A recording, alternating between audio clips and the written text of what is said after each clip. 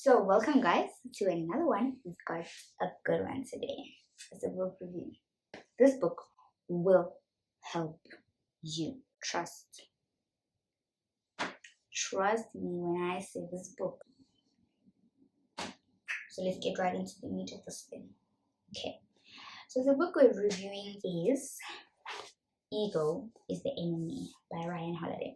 This is what my copy looks like. Okay, I know there are different covers, but this is what mine looks like. I got mine for $2.40 at Bargain Books, and yeah, I really appreciate it. It was on my read list for the year, and when I got it, I was like, oh, nice. It's deep dive into this thing. Introduction. So right at the beginning, Ryan Holiday says that, listen, I'm not going to make this about me, because although sometimes it is good to use ourselves as examples so people can relate to what we're saying, but it can also reach a point of narcissism. So he's like, you know what guys, I'm not really going to use myself as an example. He told us briefly about his tragic story, but the whole book is not about him. He uses different examples. These people also went through the same thing, and these are the results that they got. And it was quite humbling to realize that, oh, okay, so there are so many people that actually have to deal with this. So you're not alone. There's so many people that are dealing with pride, that are trying to get to the other side of their pride. There are other people that don't even recognize how prideful they are, and that their ego is actually keeping them from succeeding. So yeah, he's like, listen, this is the case. This is the tea. Let's spill the tea right now. The book is split into 3 sections, aspiration being the first section. So it's got a few different chapters within it, but the chapters that spoke the most to me, the first one is talk.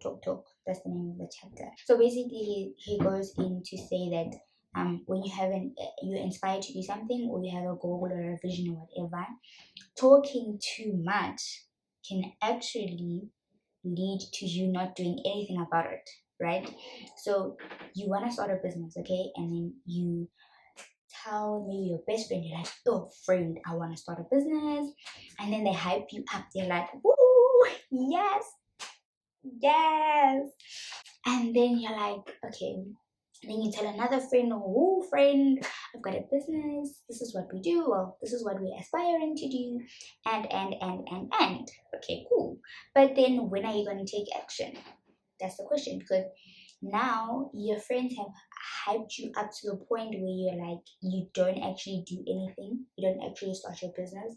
Or if it was you, or if it had to do with fitness, you don't actually start that fitness journey because you've gotten the hype that you needed from your friends. So that hype that they gave you actually fed your ego, which stopping you from doing what you said you're going to do, because that reassurance and that hype is more than enough. It's like, I'm said, no, I'm cool, I'm straight. So that was the first chapter that really spoke to me a lot, because I am guilty of doing that, of talking about doing something, and then because my friends are so supportive, they'll be like, yes friend, yes, and then I end up not doing anything because my pride has been fed. And then the other chapter that really provoked me is get out of your own head. It has a lot to do with over analyzing things in your mind, instead of saying, okay, this is what I want to do, this is how I'm going to get there, and then actually going ahead and doing it. You're thinking about, oh man, I have so many obstacles to overcome, I have so many things to get through, and then you end up not doing anything, right? Because your pride is too scared of taking those steps, right? What if I fail? That's another question that we always ask, but I'll get there. And then the last chapter in this section, called Aspire, is work. So work provoked me, because it's like, now all you have to do is just work. Now all you have to do is just do. Go ahead, come on, just do. Okay. And the second section of this book is called Success. So this is when, okay, you've aspired to do whatever it is you wanted to do, right? And you've overcome your pride to this point. Now you've succeeded in this project that you wanted to undertake, okay? And you succeeded in this project, and now you are getting your glory. You're getting your glory because you've done what you said you're gonna do, okay? And then now your pride is like this. Your pride is up there, your ego is inflated beyond, like, listen, your head is bigger than your body at this point, and you are untouchable at this point because you're like, listen, I said I'm gonna do it and I did it. Yes. So this section of the book also has different chapters in it, and one of the chapters that provoked me in this section is what's important to you. So he makes an example of this coach, right? A basketball coach. It's like, let me make an example with soccer. When your soccer team is not doing so great, and then they fire the manager. So this is what basically happened before this specific manager comes on the scene. So this manager comes and he's like, listen, we want to have a culture of excellence. I bet. So the previous season, the team was losing. They were not doing well at all. And then this new coach comes, right? And they still don't produce, as they thought they would, although they had changed their methodology. So instead of being lazy or being slothful, they are now being diligent. They're not doing things in a certain way. If you've watched Coach Carter, you know how he makes them wear their ties and their, he expects them to also perform academically. So basically, this coach was doing something similar to that. And it's like, oh, okay. So they're doing things excellently, but they're still losing. And they were like, guys, we might as well fire him too, because really? But he said that that's not what was important to him. The winning was not the important part. The important part was that the team was practicing well, that they were living well, doing excellently, right? They were not just playing their games to win. They were playing their games to play excellently. And I was like, ooh, ciao. I was provoked because I was like, whoa.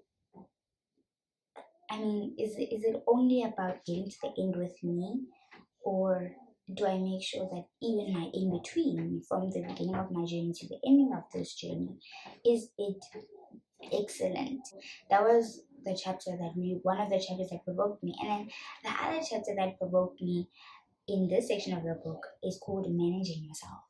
And I was like, managing myself? Okay, that's interesting. And it's like, okay, when you work, do you work excellently because that's what you want to do, or is it because you want people to see that, oh, she did that? I have to manage myself from becoming so proud that even in my success I end up failing, or I end up destroying myself because of this pride. Okay. And yeah, he said you have to basically managing your mind. So the last section of the book is called Failure. And when I saw it, I was like, oh, okay. There's pride in failure. There is pride in failure. I mean, it's in the Bible. And I know, listen, nobody likes failing. It's not nice. It doesn't feel good because it hurts your ego. It doesn't feel good. It feels horrible. And even when we're like aspiring to reach a specific goal and you don't get there, and then you're just like, hi guys. So the two chapters in this section of the book that provoked me, and the first one is Alive. It's called A Lifetime or Daytime. So he talks about Malcolm X, and for those that didn't know, Malcolm X actually went to jail before he became Malcolm X. Like, he was a delinquent. He was a delinquent before he became Malcolm X. But what he did in prison, though, is that he studied and he sharpened his mind. Okay, he didn't just go there and become worse than where he was at the beginning, because that's what happens to some people when they have too much time on their hands. Like when you're on holiday. I remember Side note, when I was in grade 2, I was young. I was in primary school, and I literally was watching TV the whole holiday. And when I went back to school, I was like, guys, do I still know how to read? So you see, that's what happens when people have too much time on their hands, and instead of sharpening our minds, we waste time. So Malcolm X used his time in jail to overcome the challenges that he was going through, right? He became studious, he studied, he read books on different topics, different subjects, and he became basically a transformed person coming out of jail. It speaks to me because I see how we as people, and I myself, when we have too much time on our hands, we don't know what to do with ourselves. So we just waste time and not sharpen our minds, right? And he was like, instead of just, being unproductive or just chilling or doing whatever, he says that you should sharpen your mind to prevent your pride from overtaking you, because that's what happens when we don't keep that pride in check. It overtakes us. Because Malcolm could have been proud about his situation. I know what I mean.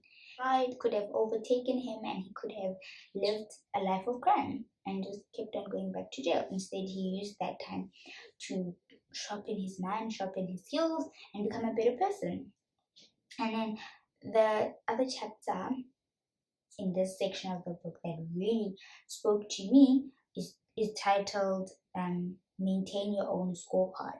So what he's saying is basically the same as managing yourself, because you have to know what's important to you. You have to know, okay, this is what's important to me, and so I have to make sure that I am in check, so that even when I don't succeed as I hoped I would, or even if challenges and trials come my way that stop me from getting to my goal, I can still see that, okay, I'm on the right path, I'm on the right track of what's important to me is still intact, it's still maintained. You know what I mean?